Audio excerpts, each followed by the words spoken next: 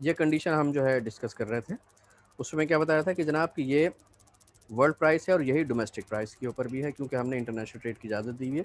Supply curve ये है, demand बहुत ज़्यादा है, इतनी डिमांड ज़्यादा है कि ये डिमांड जो है सप्लाई कर्व को बहुत ऊपर जाके मीट करेगी, बिल्कुल इतनी हायर प्राइस के ऊपर, जो कि डोमेस्टिक प्राइस से भी डबल से ज़्यादा होगी जब आप करेंगे, जब जाके ये सप्लाई होगी। और इतनी सप्लाई जो है वो कंज्यूमर, ज़ाहिर बात इसकी वजह से हर्ट होगा, जिसकी वजह से कंजम्पशन इस पॉइंट से हट के बिल्कुल नीचे आ जाएगी। इसमें क्या हो रहा है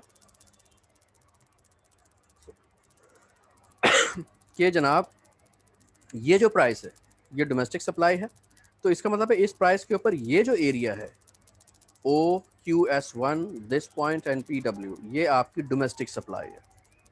डिमांड यहाँ तक है, बाकी डिमांड कौन पूरा कर रहा है? ये इंटरनेशनल ट्रेड या इंपोर्ट से पूरा हो रहा है। ये सारा का सारा आपका QS1 से लेके QD तक क्या है? ये इंपोर्ट है, ये डोमेस्टिक सप्लाई है, और ये जो है वो सारा का सारा इंपोर्ट है। अच्छा जी, अब हम कहते हैं कि जनाब के इनको सब्सिडी जो है वो दी गई। सब्सिडी दी गई तो क्या हुआ? इससे पहले भी यही हुआ था, सप्लाई कर्व शिफ्ट हुआ था ना नीचे, आउटवर्ड शिफ्ट हुआ था, या इसको हम राइट शिफ्ट होता है। तो जब सब्सिडी दी गई तो जनाब इस किसी जिस अमाउंट से है, ये अमाउंट है, इसकी वजह से सप्लाई कर्व शिफ्ट हो गया। जब ये सप्लाई कर्व शिफ्ट हुआ तो फिर क्या हुआ? अब जो है डोमेस्टिक सप्लाई क्या हुई? बढ़ गई। डोमेस्टिक सप्लाई पहले QS1 पे थी, ये QS2 पे हो गई, जिसकी वजह से इंपोर्ट जो है क्या हो गई? कम होगी। पहले ज़्यादा थी ना, अब इसके बाद जो है वो कम हो गई।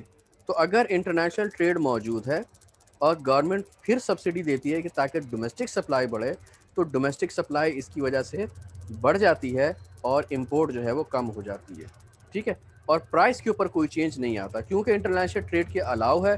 तो इट मीन्स कि जनाब जो इंटरनेशनल प्राइस मौजूद है वही जो है क्या कहते हैं डोमेस्टिक प्राइस भी रहेगी। अब हम देखते हैं कि इंसिडेंस ऑफ सब्सिडी क्या होगा, क्योंकि देखिए सीधी बात है, अगर गवर्नमेंट चाहती है कि जनाब सब्सिडी के बगैर वो QS2 के ऊपर जो है डोमेस्टिक सप्लाई हो, तो उसके ऊपर जो है प्राइस कितनी होनी चाहिए? मतलब ये है कि जब ये प्राइस करेंगे तो फिर जो है क्या कहते हैं कि ये डोमेस्टिक सप्लाई इतनी होगी, और ये प्राइस होनी चाहिए डोमेस्टिक की, जो PG लिखा हुआ है इसके ऊपर। ठीक है, लेकिन ये हो नहीं सकता, इसलिए कि इंटरनेशनल ट्रेड मौजूद है। तो इस प्राइस के ऊपर कौन ख़रीदेगा उससे? ज़ाहिर बात है कोई नहीं ख़रीदेगा। लेकिन अभी हम अज्यूम कर रहे हैं कि जनाब गवर्नमेंट ने कहा कि वो कह तो रही है कि जनाब आप इतना करें, मतलब अभी हम ज़रा थोड़ा तसव्वुर करें कि ये सप्लाई कर्व मौजूद नहीं है जो सब्सिडी के बाद आया है।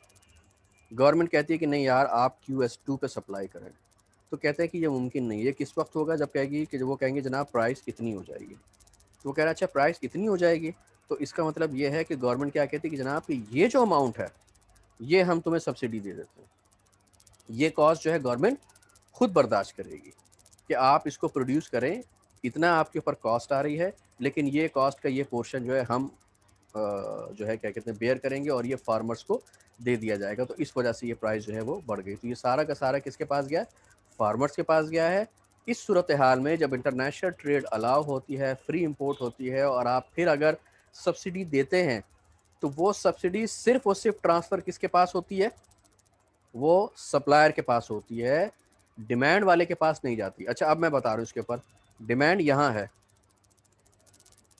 और क्या कंज्यूमर सरप्लस मैंने क्या कहा था कि area under the demand curve and over the price line, उस तक तो बात पहुंची नहीं है। सॉरी,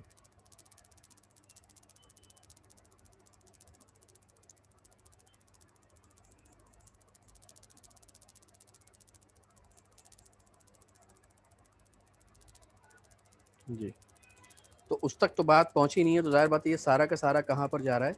ये सारा का सारा ये फार्मर के पास जा रहा है, और ये फार्मर को गवर्नमेंट ने शिफ्ट किया है। ठीक सर है, स्क्रीन से नहीं आ रही। स्क्रीन सही नहीं आ रही, एक मिनट, ये पता नहीं क्या प्रॉब्लम हो रहा है। मैं एक मिनट दोबारा इसको शेयर करता हूँ।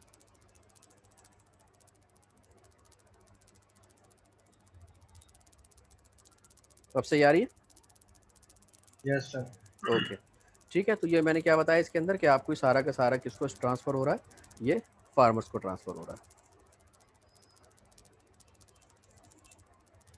अच्छा जी, एक